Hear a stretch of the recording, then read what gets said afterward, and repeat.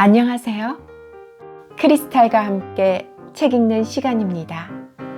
오늘 함께 하실 작품은 투르게네프의 짝사랑입니다. 투르게네프는 러시아의 소설가로 1818년 중부 러시아의 요롤주에서 출생했습니다.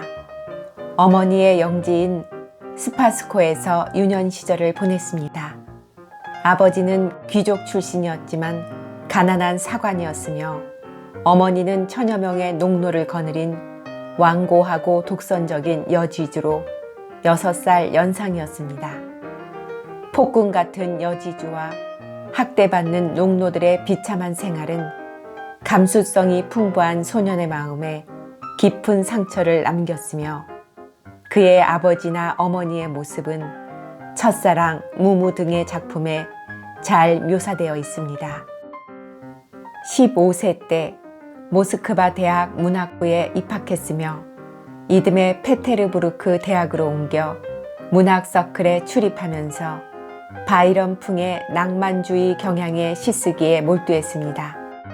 그 후 벨린스키의 영향을 받아 러시아의 현실을 날카롭게 주시하는 사실주의 경향이 강해졌으며 사냥꾼의 일기로 작가로서의 기반을 다지게 됩니다.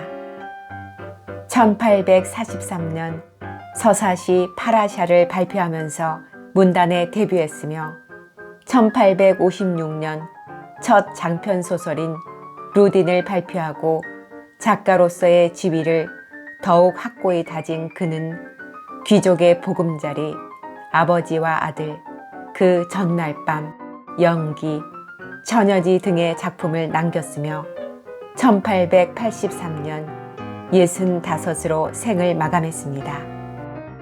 그는 러시아 최대의 미문가로 평가되며 톨스토이, 도스토예프스키와 함께 러시아의 3대 문호로 손꼽히고 있습니다. 구독, 좋아요, 알림 설정 부탁드립니다.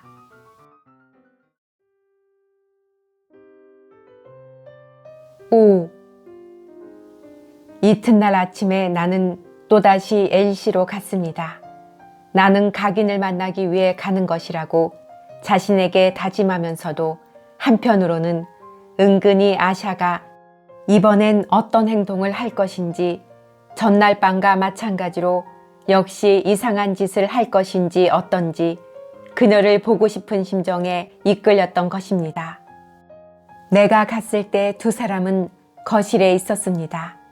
그런데 이상한 일이 벌어졌습니다.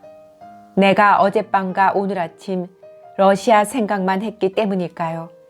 아샤는 완전히 러시아 소녀로 그것도 평범한 하녀나 그런 류의 여자처럼 보였던 것입니다. 그녀는 평소에 입던 옷을 입고 머리를 귀 뒤로 곱게 빗어붙이고는 못 박힌 듯이 창가에 앉아 술을 놓고 있었는데 그 얌전하고 조용한 모습은 마치 평생 아무 일도 하지 않은 듯한 느낌을 주었습니다. 그녀는 거의 한마디도 하지 않고 침착하게 수놓는 데 열중하고 있었습니다. 그녀의 얼굴에는 이런 건 아무것도 아닌 일이라는 듯한 표정이 감돌고 있었으므로 나는 문득 고향의 소박한 카차, 미샤와 같은 소녀를 연상했습니다. 더욱이 그녀는 그 얌전함을 더욱 완벽하게 보이려는 듯이 나직한 음성으로 그리운 어머니를 부르기 시작했습니다. 나는 그녀의 약간 누런빛이 감도는 생기 없는 얼굴을 보고 있는 사이에 문득 어젯밤 이것저것 공상했던 일을 생각하고는 어쩐지 씁쓸한 기분이 들었습니다. 바깥은 화창한 날씨였습니다. 각인이 야외로 스케치를 하러 가겠다고 했으므로 나는 함께 가도 좋으냐, 방해는 되지 않겠느냐고 물었습니다. 괜찮아요 하고 그는 대답했습니다. 당신은 오히려 틀림없이 좋은 기회를 주실 겁니다. 그는 반딕식 둥근 모자를 쓰고 겉옷을 걸치더니 도화지를 겨드랑이에 끼고 나갔습니다. 나도 그 뒤를 어슬렁 따라갔습니다. 아샤는 집에 남았습니다. 집을 나설 때 가기는 수프를 너무 묽게 끓이지 말라고 그녀에게 당부하는 것이었습니다. 아샤는 부엌에 자주 가보겠노라고 약속했습니다. 가기는 내겐 이미 눈에 익은 그 깊은 골짜기에 도착하자 이내 바위 위에 걸터 앉았습니다. 그러더니 가지가 사방으로 뻗어 있는 구멍투성이의 떡갈나무 고목을 스케치하기 시작했습니다. 나는 풀 위에 누워서 책을 꺼냈습니다. 그러나 2페이지도 읽지 못했고 그는 종이만 버렸을 뿐이었습니다. 두 사람 다 이야기하는 시간이 더 많았던 것입니다. 그러나 내가 판단한 바로는 어떤 태도로 일을 할 것인가, 어떤 걸 피하고 또 어떤 걸 지켜야 할 것인가, 그리고 현대에 있어서 화가의 사명은 과연 무엇인가 하는 것에 대해 두 사람은 제법 현명하고 자세하게 이야기한 것 같습니다. 오늘은 영 그릴 기분이 아니네 하고 드디어 각인도 붓을 던지고 내 옆에 벌렁 눕고 말았습니다. 그렇게 되니 우리의 젊음에 넘치는 대화는 들떴다가 혹은 가라앉고 혹은 환희에 차서 제멋대로 흐르기만 했습니다. 그러나 무슨 이야기를 하든 대개는 러시아인이 빠지기 쉬운 그 막연한 공론으로 일관되는 것이었습니다. 실컷 짓거리고 나서 나와 가기는 마치 큰일이나 한 것처럼 큰 성과라도 거둔 듯한 만족감에 도취되어 집으로 돌아왔습니다. 돌아와 보니 아샤는 아까와 조금도 다름없는 자세로 있었습니다. 아무리 주의 깊게 관찰해 보아도 나는 그녀의 태도에서 애교를 떨거나 무슨 꿍꿍이 속이 있어 일부러 내숭을 떨고 있는 듯한 기색은 전혀 발견할 수가 없었습니다. 그날만은 행동이 부자연스럽다는 이유로 그녀를 책망할 건더기조차 없었습니다. 하하, 수양이라도 하고 있는 건가? 하고 각인이 말했습니다. 저녁 때가 되자 그녀는 하품을 몇 번 하고는 총총히 자기 방으로 가버렸습니다. 나도 각인과 작별하고 집으로 돌아왔는데 이제는 아무것도 상상하지 않았습니다. 그날 하루는 온전한 제정신으로 보냈던 것입니다. 그러나 누워서 잠들려다 부지 중에 소리를 내어 이렇게 말한 걸 기억하고 있습니다. 아샤는 정말 카멜레온 같은 여자야. 그리고 잠시 생각한 다음에 이렇게 덧붙였습니다. 어쨌든 그녀는 각인의 동생이 아니야. 6. 이 주일이란 시간이 금방 지나갔습니다. 그동안 나는 날마다 각인을 찾아갔습니다. 아샤는 의식적으로 나를 피하는 듯한 눈치였습니다. 우리가 서로 알게 된 처음 이틀 동안에 나를 몹시 놀라게 했던 그런 장난은 2번 다시 하지 않았습니다. 그녀는 남모르게 슬퍼하거나 아니면 무언가에 마음이 동요되는 모양이었습니다. 웃는 일도 훨씬 줄었습니다. 나는 나도 모르는 사이에 호기심에 이끌려 그녀의 모습을 지켜보고 있었습니다. 그녀는 프랑스어와 독일어를 제법 할 줄 알았지만 모든 점으로 보아 어릴 적부터 여자 손에서 자란 흔적이 없고 각인이 교육받은 것과는 대체로 공통되는 점이 없는 색다른 교육을 받았다는 것을 알 수 있었습니다. 각인에게는 아무리 반딕식 둥근 모자를 쓰고 겉옷을 아무렇게나 걸쳤을 망정 따사롭고 여자처럼 연약한 대러시아의 귀족다운 품격이 감돌고 있었습니다. 그러나 그녀에게는 귀족 집안의 따님다운 모습이라고는 전혀 찾아볼 수가 없었습니다. 모든 동작이 어딘지 모르게 침착하지 못하고 어설펐습니다. 그녀가 나무라면 방금 접붙인 돌배나무요, 술이라면 아직 설익은 느낌을 주는 것이었습니다.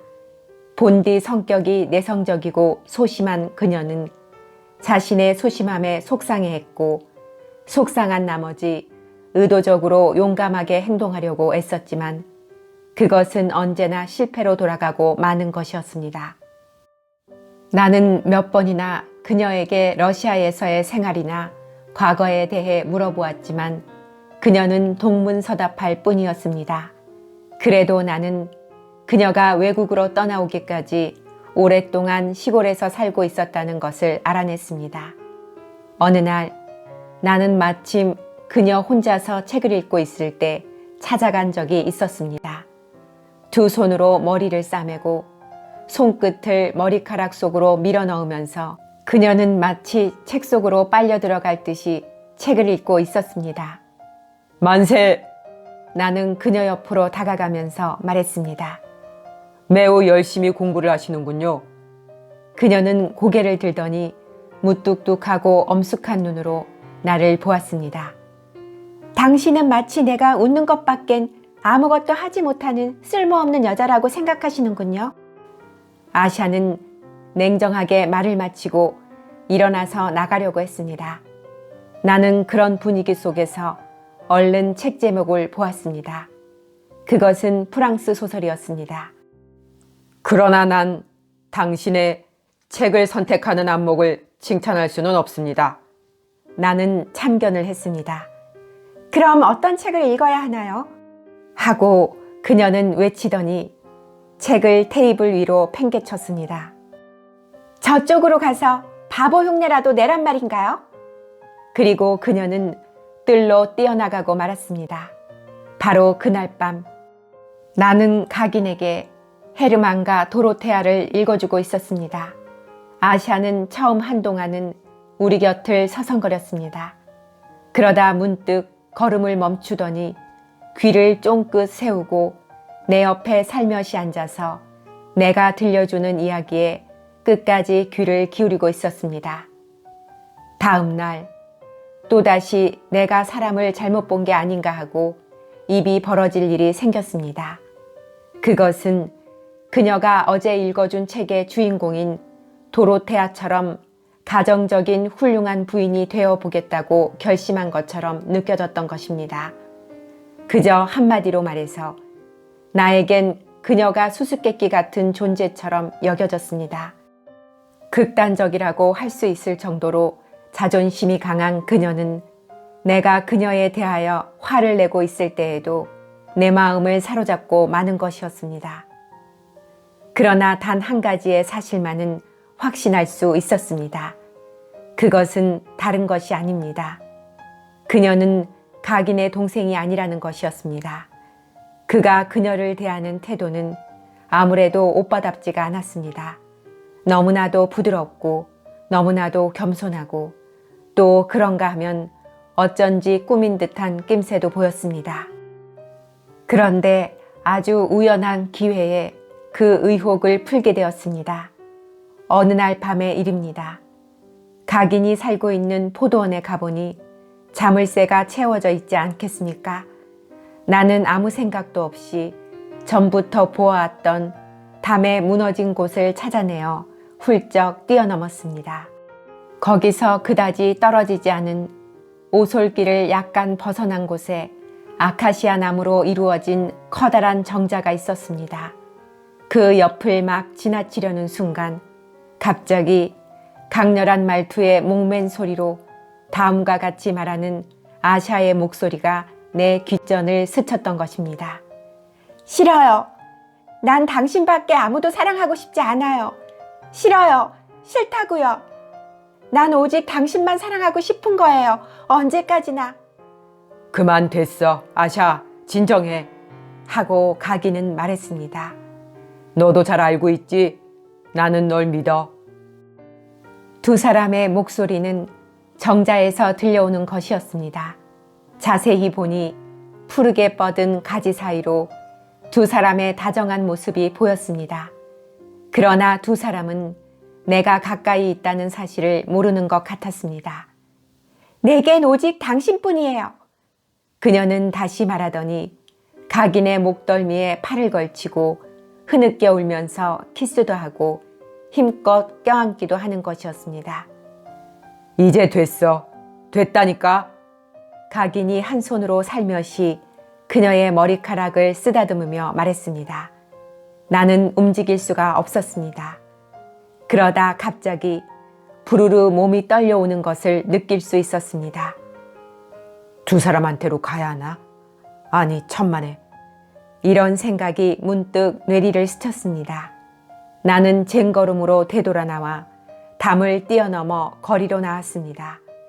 그리고 거의 뛰다시피 하여 집으로 돌아왔습니다.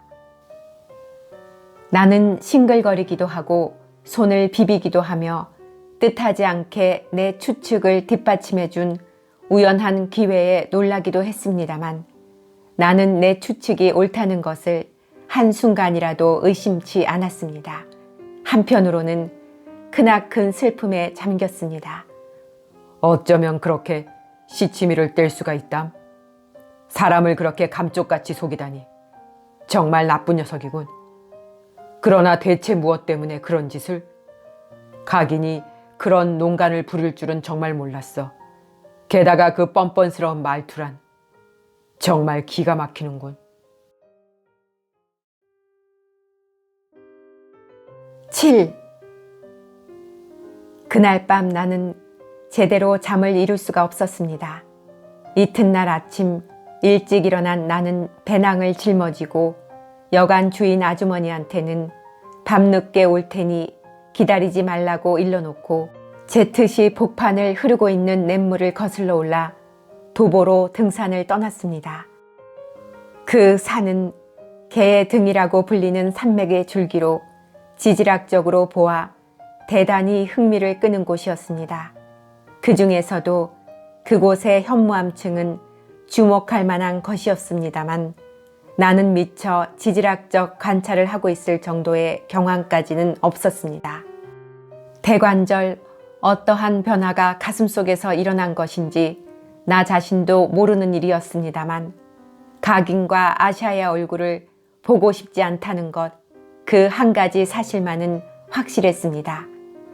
그들이 갑자기 싫어진 유일한 원인은 그들의 교활함 때문이라고 믿어 의심치 않았습니다. 나는 나를 그렇게 감쪽같이 속인 두 사람에게 화가 났습니다. 도대체 두 사람은 왜 오누이처럼 행세해야만 했단 말인가? 하지만 나는 이내 될수록 그들 일은 생각하지 않기로 생각하고 여유롭게 산과 골짜기를 돌아다녔습니다. 또 시골 찻집에 앉아서 주인이나 나그네들과 이야기를 나누기도 했으며 혹은 햇볕에 뜨뜻하게 데워진 편편한 바위 위에 드러누워서 구름의 움직임을 바라보기도 했습니다. 다행히도 맑은 날씨가 계속되었습니다. 이렇게 나는 사흘 동안을 지냈는데 그다지 나쁜 기분은 아니었지만 그래도 이따금 가슴이 죄어드는 듯한 느낌이 드는 때가 있었습니다. 어쨌든 내 생활은 이 지방의 평온무상한 자연과 아주 잘 어울리는 듯 했습니다. 나는 조용한 인연과 무심결에 일어나는 명상에 전신을 내맡겼습니다. 그러면서 그것들은 천천히 교차하면서 내 가슴속을 흘러가 버리고 마지막엔 하나의 공통된 감정만이 남았습니다. 그리고 바로 그 중에 사흘 동안 내가 보고 느끼고 또 귀에 담은 온갖 것이 결집되어 있었던 것입니다.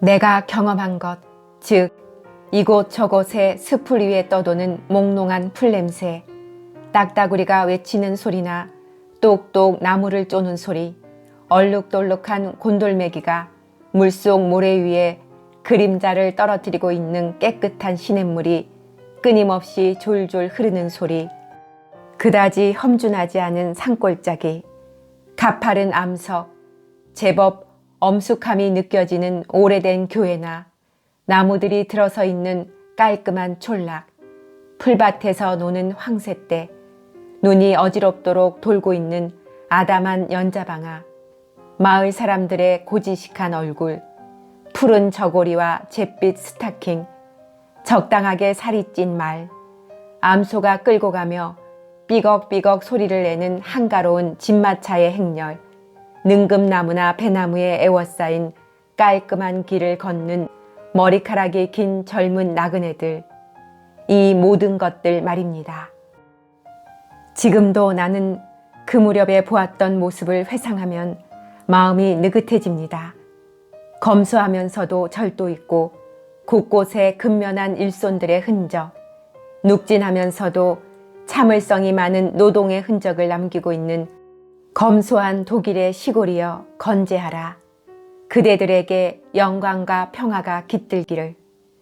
나는 사흘째 되는 날 저녁 느지막하게 숙소로 돌아왔습니다. 아참, 한 가지 깜빡 잊었습니다. 나는 각인과 아샤에 대한 분노를 사귀기 위해 그 매정한 미망인의 모습을 내 마음속으로 불러들이려고 애썼지만 그 노력은 헛수고에 그치고 말았습니다. 잊혀지지도 않습니다. 내가 그녀에 대한 것을 여러모로 공상하려던 참에 언뜻 보니 내 앞에 5살쯤 돼 보이는 둥근 얼굴을 한 농부의 딸이 순진하게도 예쁜 눈을 동그랗게 뜨고 서 있는 게 아니겠습니까? 그 아이는 역시 어린애다운 귀여운 모습으로 나를 바라보고 있었습니다. 그 애의 티없이 맑은 표정에 나 자신이 부끄러워졌습니다. 나는 그 애 앞에서는 거짓말을 할 수가 없기 때문에 이내 옛 여인에 대한 일은 깨끗이 잊어버리기로 한 것입니다. 숙소로 돌아와 보니 각인의 편지가 나를 기다리고 있었습니다.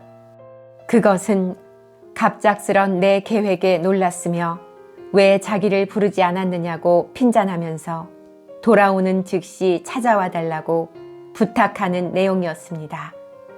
나는 별로 유쾌하지 않은 기분으로 그 편지를 읽었습니다만 그래도 이튿날 날이 밝자 무언가에 이끌려 엘시로 향했습니다. 8. 가기는 나를 친절하게 맞으며 부드럽게 나를 책망했습니다. 아샤는 마치 일부러 그러는 것처럼 내 얼굴을 보기가 무섭게 아무 까닭도 없이 깔깔 웃고는 늘 하던 대로 황급히 도망가 버렸습니다. 가기는 어찌할 바를 몰라하며 그녀의 뒤통수에다 대고 꼭 미치광이 같다고 투덜대더니 제발 양해해달라고 말했습니다. 솔직한 말로 나는 아샤에게 몹시 분노를 느끼고 있었습니다. 그렇지 않아도 기분이 좋지 않던 터에 얘의 그 부자연스러운 웃음과 이상한 행동을 보았으니 참을 수가 없었던 것입니다. 그러나 나는 아무것도 마음에 꺼리끼지 않는 양 꾸미고 며칠 동안 다녀온 여행에 대한 이야기를 각인에게 자세히 들려주었습니다. 그도 내가 없는 동안에 어떤 일을 했는지 이야기해 주었습니다. 그러나 아무래도 이야기는 활기를 띠지 못했습니다. 아샤는 방으로 들어갔다가 다시 뛰어나가기를 여러 번 반복했습니다. 드디어 나는 급한 일이 있어 이제 가봐야겠다고 말했습니다. 가기는 처음에는 나를 붙들었으나 내 얼굴을 가만히 들여다보더니 더 이상 붙잡지 않고 배웅해 주겠노라고 했습니다. 그런데 현관에서 아샤가 갑자기 내 곁으로 다가오더니 손을 내미는 것이었습니다. 나는 그녀의 손끝을 가볍게 쥐었다 놓고는 인사도 하는 둥 마는 둥 밖으로 나왔습니다. 나는 각인과 함께 라인강을 건너 그 마돈나상이 있는 내가 매우 좋아하는 물풀의 나무 옆에 벤치에 걸터 앉아 경치를 둘러보기 시작했습니다. 그러다가 거기서 둘 사이에 기묘한 이야기가 시작된 것입니다. 처음엔 대단치 않은 이야기가 오갔습니다만 이윽고 둘 다 맑은 냇물을 바라보며 입을 다물고 말았습니다. 그런데 하고 갑자기 각인이 평소 때와 같은 미소를 띠며 입을 열었습니다. 당신은 아샤를 어떻게 생각합니까? 틀림없이 좀 이상하다고 볼 것으로 생각합니다만 글쎄요. 나는 약간 머뭇거리며 대답했습니다. 이런 자리에서 각인이 그녀의 이야기를 꺼내리라고는 예상하지 못했으니까요. 그 애의 행동을 생각하면 우선 그 애에 대해 잘 알아야만 합니다. 하고 그는 말했습니다. 그 애는 마음씨만은 매우 착합니다만 머리가 너무 영리해서 골칩니다. 무척 다루기가 힘들죠. 그러나 그 애만 나무랄 수도 없습니다. 당신도 그 아이의 성장 과정을 아시게 된다면 성장 과정이라고요? 하고 나는 그의 말을 가로챘습니다. 그러나 그녀는 당신의 각인이 흘깃 내 얼굴을 보았습니다. 당신은 그 애가 내 동생이 아니라고 생각하고 있는 거죠. 그러나 그렇지가 않습니다. 그는 내가 어떻게 생각하든 조금도 개의치 않고 말을 이었습니다. 아샤는 분명 내 동생입니다. 내 아버지의 딸이니까요. 내 말을 잘 들어주십시오. 당신은 믿을 수 있는 분이라 생각되니 솔직하게 말씀드리겠습니다. 우리 아버지는 매우 선량한, 머리가 좋고 교양이 있는, 그러나 불행한 남자였습니다. 운명이 다른 많은 사람들에 비해서 아버지에게만 유독 가혹했다고는 할 수 없습니다. 아버지는 그 첫 번째 화살조차 이겨내지 못했던 것입니다. 아버지는 일찍 결혼했습니다. 연애 결혼이었습니다. 그의 아내, 즉 우리 어머니는 매우 일찍 돌아가셨습니다. 어머니가 돌아가셨을 때 나는 생후 6개월이었습니다. 아버지는 나를 시골로 데리고 가서 그 후 꼬박 12년 동안 아무데도 나가지 않았습니다. 아버지는 나를 키우느라고 많은 애를 쓰셨고, 만약 아버지의 형, 즉 우리 백부가 그 시골로 찾아오지 않았더라면 결코 나를 품 안에서 내놓지 않으셨을 게 분명합니다. 나의 백부는 줄곧 페테르부르크에 살고 있었고 제법 중요한 위치에 올라 있었습니다. 이분이 아버지를 설득하여 나를 데려가기로 한 것입니다. 그것은 아버지가 시골을 떠나는 건 싫다고 고집을 부렸기 때문입니다. 백부는 아버지에게 내 또래의 아이가 이런 인적이 드문 곳에 사는 건 해롭다. 또 아버지처럼 언제나 음침하고 무뚝뚝한 사람과 함께 있으면 반드시 같은 또래의 아이들보다 뒤떨어질 것임에 틀림없다. 그뿐만 아니라 내 성격 자체도 모나거나 다른 사람들과 잘 어울리지 못하게 될 것이라고 설득했던 것입니다. 아버지는 오랫동안 형의 충고에 반대했습니다만 결국 손을 들고 말았습니다. 아버지와 헤어질 때 나도 의미를 알 수 없는 눈물을 흘렸습니다.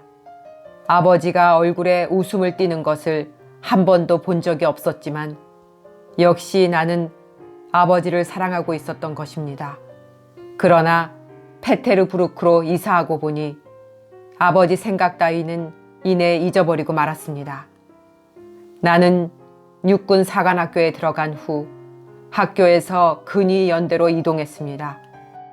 시골 집에는 매년 몇 주일씩 내려갔었는데 내가 내려갈 때마다 아버지는 점점 더 우울해지고 내성적이며 겁쟁이로 보일 만큼 깊은 생각에만 잠기는 낙오자가 되어갈 따름이었습니다. 아버지는 매일 교회에 나가고 있었는데 말하는 방법을 거의 잊어버린 듯 했습니다. 어느 해인가 내가 만 20살이 좀 넘어 고향에 갔을 때의 일입니다. 나는 그때 처음으로 바짝 마르고 눈이 검은 10살이 조금 넘어 보이는 여자아이가 아버지 집에 있는 것을 보았습니다. 아버지는 그녀는 고아인데 함께 살기 위해 데려온 거라고 말했습니다. 아버지는 틀림없이 그렇게 말했습니다.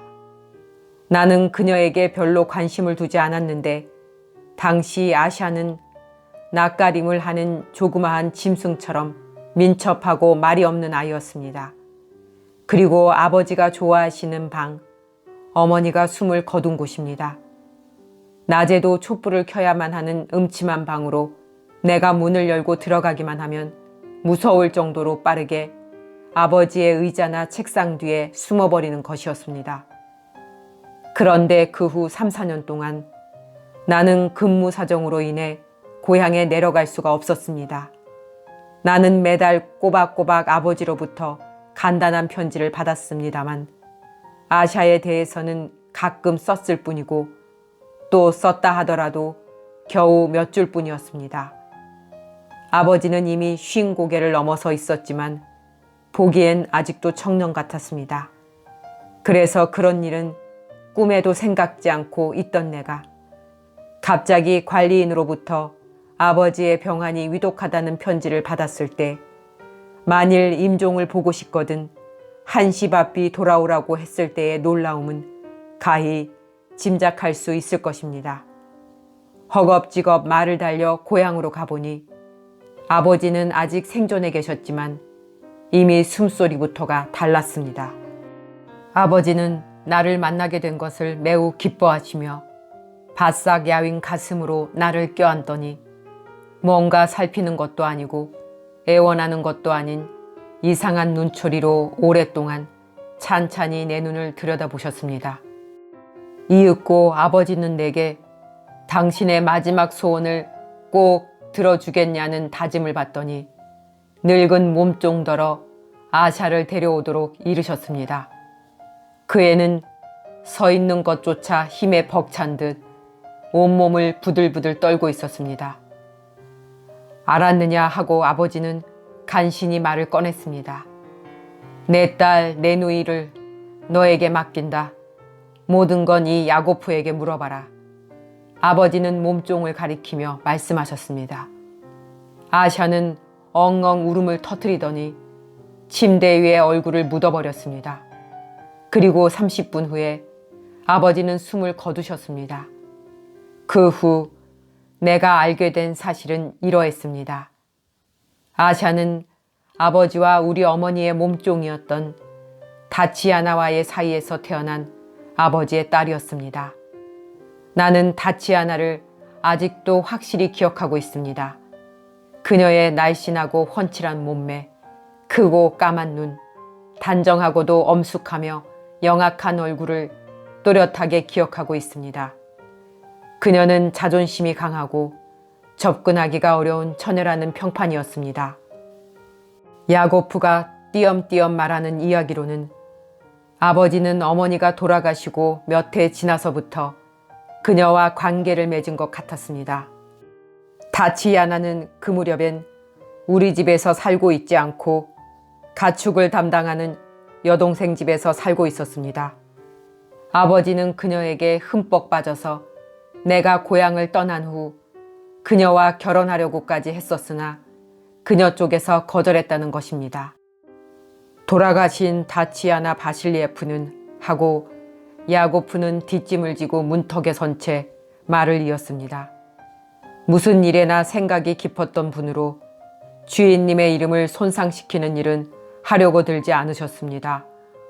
어떻게 당신의 부인이 될 수 있겠습니까? 전 그런 처지가 못 됩니다. 라고 말씀하셨지요. 내 앞에서 그렇게 말씀하셨습니다. 그래서 다치아나는 우리 집으로 거처를 옮기려고 하지 않고 그냥 아샤와 함께 동생 집에서 살게 되었습니다.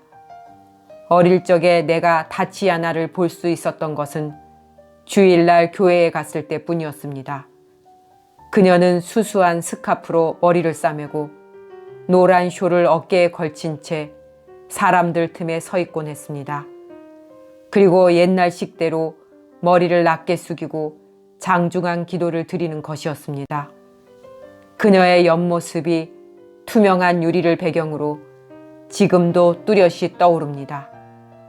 내가 백부에게 갔을 때 아샤는 겨우 2살이었는데 9살 때 어머니를 여의었던 것입니다. 다치아나가 죽자 아버지는 곧바로 아샤를 우리 집으로 데려왔습니다. 아버지는 그전에도 아샤를 집으로 데려오고 싶다는 뜻을 비친 적이 있었지만 다치아나는 그것마저도 거절했던 것입니다. 아버지 집에서 살게 된 아샤의 신상에 어떤 변화가 일어났으리라는 것은 쉽게 짐작이 갈 것입니다. 그녀는 생전 처음으로 부드러운 비단 옷을 입게 되었고, 그녀는 모두가 자신의 작은 손에 키스를 했던 그 순간이 지금도 잊혀지지 않는답니다. 그녀의 모친은 살아생전 그녀에 대해 매우 엄격했지만 아버지 집에서는 너무나 자유로웠습니다.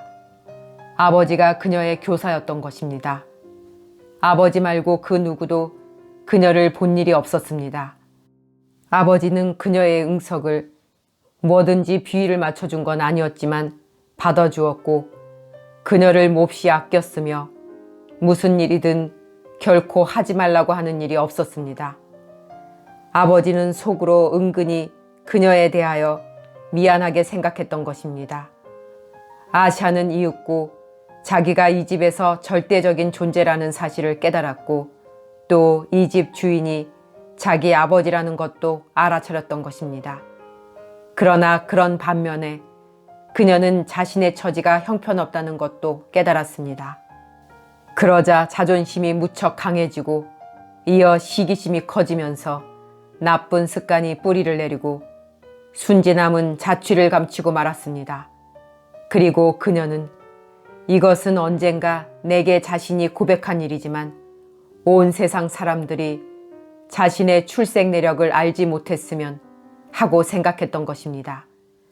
그녀는 자기 어머니를 수치스럽게 여기고, 그리고 자기 자신을 부끄러워했으며 거꾸로 어머니를 자랑하게 되었습니다. 그렇기 때문에 보다시피 아샤는 제 나이 때는 알아서는 안 될 여러 가지 것들을 알아버린 것입니다. 그러나 그것이 과연 그녀의 죄일까요? 아무튼 몸 안에서는 젊은 힘이 미쳐 날뛰고 끓어오르고 있는데 그녀를 좋은 길로 이끌어줄 만한 사람이 곁에 아무도 없었으니 누구의 잘못이라고 말할 수 있겠습니까? 모든 면에서 완전히 자유분방했던 것입니다. 그러나 그것만으로 과연 잘 되어 나갈까요? 그녀는 다른 처녀들에게 지지 않으려고 했습니다. 그래서 책을 많이 읽었습니다. 하지만 그런 것으로 뭔가 윤곽이 잡혀가지는 않았습니다. 변칙적으로 시작한 생활은 역시 변칙적으로 끝을 맺게 마련입니다. 그럼에도 그녀의 타고난 상냥한 마음씨는 버려지지 않았고 재능도 별로 해를 입지 않았던 것입니다. 그런 연유로 20살의 젊은 내가 13살의 소녀를 책임지게 되고 말았습니다. 아버지가 돌아가신 후 며칠 동안 아샤는 내 목소리를 듣기만 해도 무서움에 떨었고, 내가 부드럽게 대해주면 도리어 울적해 했지만 조금씩이긴 해도 차츰 나를 따르게 되었습니다. 나중에 내가 완전히 그녀를 친누이로 생각하고 사랑하게 되었다는 것을 알아차린 다음부터는 나를 무척 따르고 나에게서 떨어지지 않게 되었습니다. 하지만 그 애에게는 어떤 감정이건 쉽게 드러내는 단점이 있습니다. 나는 그녀를 데리고 테테르부르크로 갔습니다. 그녀와 헤어지기가 아무리 싫다 해도 아무래도 그 애와 함께 살 수는 없었습니다. 그래서 나는 그녀를 이름 있는 한 여학교 기숙사에 넣었습니다. 아샤도 두 사람이 헤어지지 않으면 안 된다는 것을 이해했지만 그래도 처음에는 발작을 일으켜 하마터면 죽을 뻔한 소동도 일어났습니다. 그러나 그 쓰라린 과정을 극복하고 아샤는 그 학교에서 무사히 4년을 보냈습니다. 그런데 내 기대와는 반대로 그녀는 전과 거의 조금도 변하지 않은 것입니다. 여학교 교장도 가끔 그의 일로 내게 투덜거리는 것이었습니다. 그 애는 벌을 주어도 효과가 없고 그렇다고 부드럽게 대한다고 해서 좋아지는 것도 아니다 라고 말했던 것입니다. 아샤는 이해가 빠르고 성적도 누구보다 뛰어났지만 다른 사람들과 보조를 맞추려 하지 않고 억지를 부리거나 반목을 하거나 하는 것이었습니다. 하지만 나는 그 애를 꾸짖을 수가 없었습니다.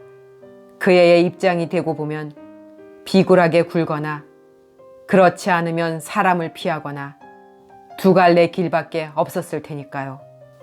수많은 학우들 중에서 그녀가 가깝게 사귄 사람은 그다지 재주가 없는 남들이 꺼려하는 소녀들 뿐이었습니다. 함께 교육을 받고 있던 다른 학생들은 대부분 양가 출신이었는데 모두가 그녀를 싫어하여 기회 있을 때마다 욕설을 퍼붓기도 하고 놀려대기도 했던 것입니다. 그러나 아샤는 털끝만큼도 지지 않았습니다. 하루는 도덕 시간에 선생이 악덕에 대하여 이야기를 꺼냈습니다. 그러자 비굴함과 겁이 가장 나쁩니다 하고 아샤가 큰 소리로 말했답니다. 요컨대 그 애는 오로지 자신의 길을 줄곧 걸었던 것입니다. 예절만큼은 좋아졌습니다만 그러나 그 점에서도 썩 좋아졌다고는 생각할 수 없었습니다. 어느새 그 애도 17살이 되었습니다. 더 이상 학교에 있을 수가 없게 된 것입니다. 그래서 나는 꽤 어려운 문제에 부딪히게 되었습니다. 그러던 참에 문득 좋은 생각이 떠올랐습니다. 하던 일을 그만두고 1, 2년 외국에 다녀오리라. 그리고 아샤를 데리고 가리라. 쇳불도 당김에 빼랬다고 즉시 그 계획을 실행하여 지금 이렇게 나는 그 애와 함께 이곳에 오게 되었습니다. 나는 최선을 다하여 그림을 그리고 그 애는 여전히 장난을 치기도 하고 이상한 흉내를 내기도 하는 것입니다. 당신도 그 애에 대하여 혹독한 비난을 하지 않으리라 믿습니다. 그 애는 겉으로는 아무것도 마음에 두지 않는 듯한 얼굴을 하고 있습니다만 실은 다른 사람의 의견을 대부분 존중하는 편입니다. 게다가 당신의 의견이라면 특별하지요. 말을 마친 가기는 의미심장한 미소를 띄었습니다. 나는 그의 손을 힘차게 잡았습니다. 대충 그렇게 된 이야기입니다만 하고 가긴이 다시 입을 열었습니다. 실은 나도 그 애에 대해서는 포기하고 있는 상태입니다. 정말이지 화약덩어리니까요. 다행히도 지금까지는 그의 마음에 드는 남자가 아무도 없었으니 망정이지 누군가를 사랑하게 된다면 그야말로 끝장입니다. 나도 때로는 어떻게 하면 좋을까 하고 주체하지 못하는 일이 있으니까요. 며칠 전만 하더라도 무슨 생각에선지 벼랑간 내가 전보다 냉담해졌다. 자기가 사랑하는 건 당신뿐이다. 영원히 당신 하나만을 사랑하겠다고 때를 써서 얼마나 곤란했는지 모릅니다. 역시 그랬었군요. 하고 나는 입을 열려다 말고 그만 얼른 입을 다물어 버렸습니다. 그럼 뭡니까? 나는 각인에게 물었습니다. 이야기가 여기까지 나왔으니 솔직히 묻겠습니다만 정말로 여태까지 한 사람도 마음에 든 사나이가 없었던 것입니까? 페테르부르크에서는 여러모로 젊은 사내들을 만날 기회가 많았을 텐데요. 그런 무리는 거들떠보지도 않습니다. 아샤에게 필요한 건 영웅입니다. 아샤는 평범한 사람은 성에 차지 않는 것입니다. 한데 무심코 너무 짓거려대느라 당신을 붙들어 놓고 말았군요. 하고 그는 일어나면서 덧붙였습니다. 어떻습니까? 하고 나는 입을 열었습니다. 다시 한번 댁으로 돌아가지 않으렵니까? 나는 집으로 돌아가고 싶지 않습니다. 하지만 사업은 어떻게 하시고? 나는 이 질문에는 아무런 대답을 하지 않았습니다. 가기는 호인답게 빙긋 웃었습니다. 그래서 두 사람은 엘시로 돌아왔습니다. 낯익은 포도원이나 언덕 위의 하얀 집을 보니 나는 뭔지 모를 달콤한 기분이 은근히 마음이 느긋해지면서 들었습니다. 마치 살며시 꿀을 부어 넣은 것 같은 느낌이었습니다. 각인의 이야기를 듣고 기분이 훨씬 느긋해졌기 때문이었습니다.